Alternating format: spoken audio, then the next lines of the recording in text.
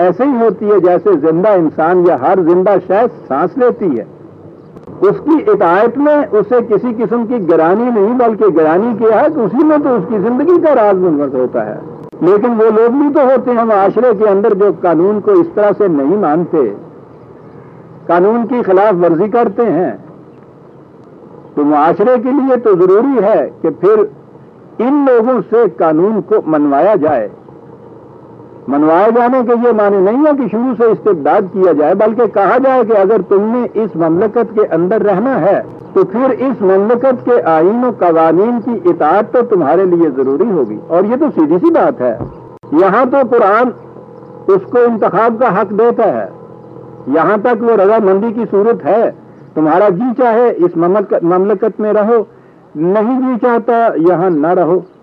اور قرآن تو یہاں تک اس معاملے میں رعایت برتتا ہے کہ اگر دشمن کا کوئی فرد بھی تمہارے ہاں آ جائے اور پناہ چاہے تو اسے پناہ دو, پھر اسے قرآن سناؤ, کہو کہ یہ ہمارا نظام ہے, یہ ہمارے قوانین ہیں. وہ اس کے ماننے کے لیے تیار ہو تو تمہاری مملکت کا ایک سٹیزن ہو جائے گا. اگر وہ اس کے لیے تیار نہیں ہے تو اپنی حفاظت میں اس کو اس کے مامن تک پہنچاؤ. تو گویا یہاں تک تو یہ ہو گیا کہ دین میں اقرار نہیں ہے, لیکن جب کسی نے یہ مان لیا کہ میں اس مملکت کا باشندہ بن کر رہنا چاہتا ہوں, پھر یہ چیز اس پہ نہیں چھوڑی جاتی کہ اس مملکت کے قوانین میں سے جس قانون کو وہ چاہے مانے اور جس کو چاہے نہ مانے, پھر تو اس کے قوانین کو ماننا ہی ہوگا.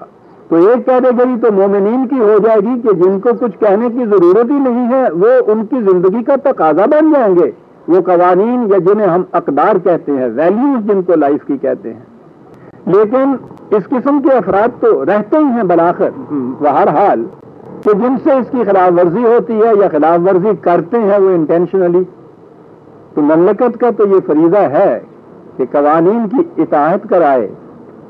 تو یہ اطاعت صرف کتاب نہیں کرا سکتی, ایک زندہ اتھارٹی کی ضرورت ہے جو ان کی اطاعت کرائے. یعنی محکومیت تو خدا ہی کی اختیار کی جائے گی اس کے ضابطۂ قانون کی روح سے, لیکن ایک نافذ کرنے والی اتھارٹی کی ضرورت ہوتی ہے اس کے لیے. یہ دین بنتا اسی طرح سے ہے.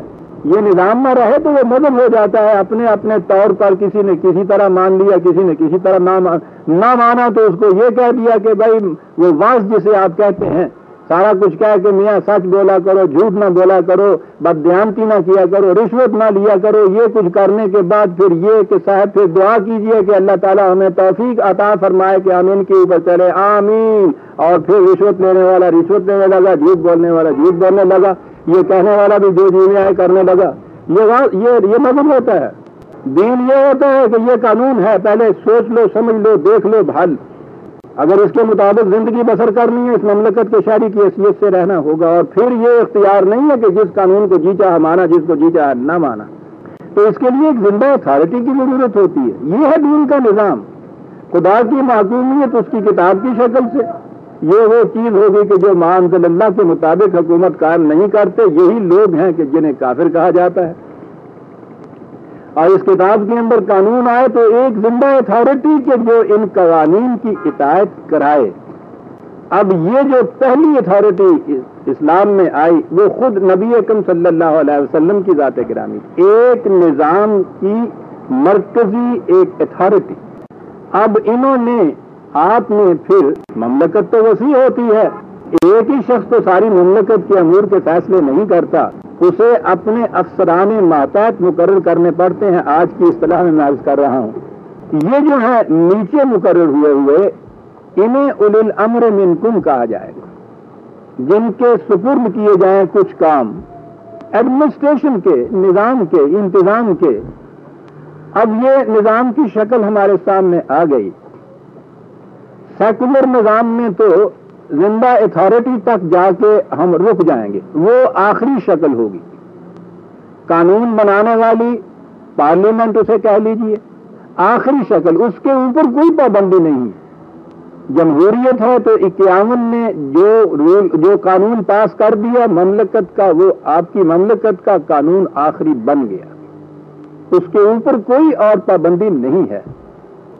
نافذ کرنے والا جو ہے وہ اس قانون کو نافذ کرتا چلا جائے گا.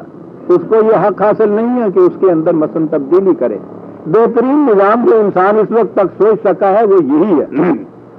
اسلام کا نظام، قرآن کا نظام یا دین جسے ہم کہتے ہیں، وہ ایک قدم آگے چلتا ہے۔ وہ یہ کہتا ہے کہ نہ تو مجلس قانون ساز اس معاملے میں اقتدار مطلق ایبسولوٹ اتھارٹی کی مالک ہے، نہ یہ نافذ کرنے والا کوئی اپنے اختیار سے کام کر سکتا ہے۔ قانون سازی کا انہیں حق نہیں ہے، قوانین دیے گئے ہیں، قوانین بنانے کی حدود مقرر کی گئی ہیں، تلک حدود اللہ ہے۔ قانون ساز اتھارٹی آپ کے ہاں کی بھی، وہ کوئی بھی آپ رکھ لیں، وہ قوانین کی قرآن کی مقرر کردہ حدود کے اندر رہتے ہوئے جزوی قانون بنا سکتے ہیں۔ تو وہ جہاں آپ کے ہاں کی دنیا کے نظام میں، جسے آپ سیکولر کہتے ہیں، جو آخری حد تھی یا آخری اتھارٹی تھی، دین کے نظام میں وہ آخری اتھارٹی نہیں رہتی، بلکہ آخری اتھارٹی خدا کی کتاب ہوتی ہے اور اسی کو خدا کہا جاتا ہے، یعنی خدا کے فیصلے۔ اس پابندی کے تابع جو نظام رہے گا اسے تو آپ اسلامی نظام یا اسلامی حکومت کہیں گے۔ اس میں جسے آپ کہتے ہیں نا ساورنٹی، وہ ساورنٹی جو ہے وہ یہاں نہ پارلیمنٹ کو حاصل ہوتی ہے، نہ کسی ایک فرد کو حاصل ہوتی ہے۔ اور یہ جو ہمارے ہاں بھی دیکھا دیکھی مغرب کی، ہمارے ہاں تو سلوگن چلتے ہیں کہ صاحب اقتدار جو ہے وہ عوام کو حاصل ہے، مغرب کی مقالی ہے۔ وہاں کا جو جمہوریت کا ڈیموکریسی کا ایک آئین ہے، یہ اس کی مقالی ہے۔ وہ اس سے آگے جا ہی نہیں سکتے تھے کہ ایک فرد کا حق اقتدار جو ہے اس کو چھین کے وہ کہہ دیا جائے کہ یہ عوام کو حاصل ہے، اور اس کی پھر مشینری آپ کے ہاں ڈیموکریسی کی یا جمہوریت کی یہ ہوئی کہ الیکشن کے ذریعے سے عوام اپنے نمائندوں کو چنے اور وہ پارلیمنٹ میں جا کر جو وہ قانون بنا دیں، انہیں سمجھا جائے کہ یہ عوام کے قوانین ہیں۔ عوام نے اپنا حق جو ہے، اختیارات جو ہیں یا اقتدار جو ہے اس کو ایکسرسائز کیا ہے۔ میں اس وقت اس میں نہیں جانا چاہتا کہ یہ بجائے خیش کس قدر ایک ناقص چیز ہے اور غلط تصور ہے کہ ایک شخص کو جس کو آپ ایک ووٹ دے دیتے ہیں، پھر وہ 5 سال تک جو وہاں کہتا رہے وہ یوں کہو کہ تمہارا کہا ہوا ہے، یعنی خواہ وہ میری مرضی کے خلاف ہی کیوں نہ ہو، لیکن تمہیں سمجھنا پڑے گا کہ وہ تمہارا ہی ترجمان ہے وہاں بیٹھا ہوا۔ خیر، یہ دوسری بات ہے۔ میں دین کے نظام میں کہہ رہا تھا کہ وہاں آخری اتھارٹی عوام کو بھی حاصل نہیں ہے، کسی کو بھی حاصل نہیں ہے۔